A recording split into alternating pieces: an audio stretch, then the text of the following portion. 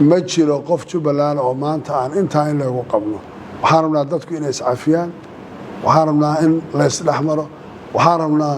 in qof waliba xuquuqda muwaadin uu leeyahay inuu qaato hadii Ilaahay idabkeeda leeyahay waxaan rabaa inaan u soo dhaweeyo oo aan bilowno gobolka Gado caqabadihii jiray inay intaa ku ekaadaan waxaan rabnaa inaan ka bilowno council-adii sidoo qorsho ahaa markii horeba ay garbaarri ugu horeyn doonto hadii Ilaahay yiraahdo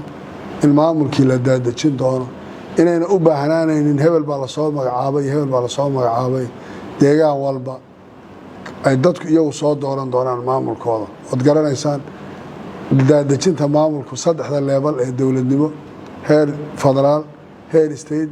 iyo heer dawladaha hoose iyo deegaano inay intaasba ay noqonayso jaro shaqada ugu badan ay ku dhacayso midan council-ada ama deegaanada dawladaha hoose la sameeyo hadii oo dadka waxa toos u matalaya ay tahay qof walba waxa uu qaban karaa loo diraya waxaan isku dayaynaa inaan dirno maamulo markaan dadka shir u qabanay la isu yeero kadib capacity u leh mug u leh qaadi karaya mas'uuliyadda dadku ay ku qanacsan yihiin hadii Ilaahay yiraahdo waa la tagi doonaa mas'uuliyiinta oo dhan xildhibaan ha noqdo wasiir ha noqdo cid walba oo gobolkaas iyo Jubbaland ka soo jeedaaba wasaaradda waliba waxaan rajaynayaa inay shaqadeeda geli doonto waxaan raacinayaa in gobolkaas oo mashaariicda iyo wax badan ay ka taagnaayeen maanta laga bilaabo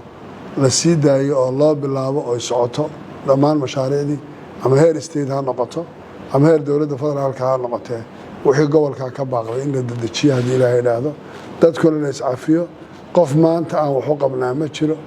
qof walba oo wax tuusan ama isla ama waxaba la isku qabtay maaha idinka ma ahayn waxa la isku hayeen siyaasad ka baxsan baa gobolka waxa kale oo ku soo ururinaya culayska Soomaaliya jiray dhowr sano 4 sano la soo dhaafay waxa ciidamadu ay ku mashquulsanayeen siyaasado iyo dana kale waxaan rabnaa in loo soo jeesto la dagaalanka shabaab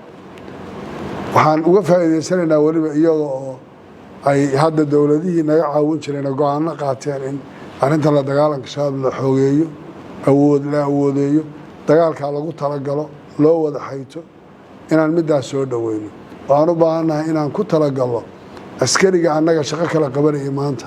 qoriga aan haynay si kale loo isticmaalay in kulliga aan isugu geeyno la dagaalanka shabaab xormanihi deegaanadeenadii baa la haystaa dadkayga waa dhiban abaar haday ku dhacday haday fataxad ku dhacdo waxba ma qaban karayno aan culayska saaro waxaan u baahanahay hal qorshe dagaal oo Soomaaliya oo la qaado hal mar oo aan ku talagalno inaan midkaas kaga jawaabno shabaabna aan deegaanada kaga xoreyno biidinillah 3 bilood ma qaadanayso arinta haday aanu sameeyno marka madaxweyne Xasan Sheekh oo horeyna dagaalkaas qayb libax la uga qaatay garanaya wuxuu ahaa maanta ninka cusub aan ahayn waxaan aad ugu soo dhaweynayaa waana ka wada hadalay inay arinta 1 iyo 2 iyo 3 u tahay deegaanada la xoreeyo dhulka la isu wada furo shabaab si wada jira loola dagaalamo kaliya waxaan ku darayaa inuu noqdo mid qorsheysan oo hal mar la wada qaado kaasana cadawga kaga faa'iideysan karaa waxaan aad iyo aad ugu bogaadinayaa